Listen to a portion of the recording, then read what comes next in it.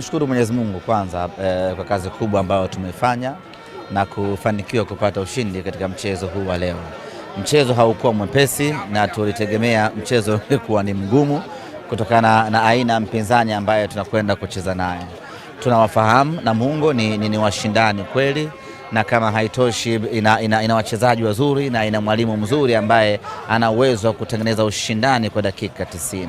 Tukafanikiwa kupata magoli mawili, lakini kutokana na roho yao ya kiushindani hawakukata tamaa, wakaendelea kupambana, wakapata goli moja, matumaini yao yakaanza upya, yakarudi upya.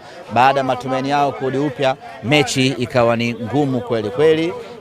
Tukaenda kwa pressure hadi half time kwa goli 2-1, lakini baadaye kabisa Mpanzu anakuja na iua mechi, ushindi wa mabao 3-1. Tumefurahi, tunamshukuru Mwenyezi Mungu, lakini tunawapongeza Namungo kwa mchezo mzuri, lakini kubwa kabisa tunawapongeza wachezaji wetu kwa kuonyesha mchezo mzuri na kupata ushindi mkubwa.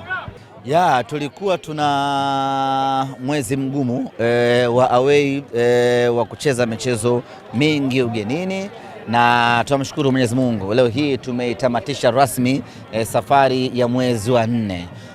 Haijakuwa kwa 100% kwa maana ya kupata alama zote 12, lakini walau tumevuna alama 10.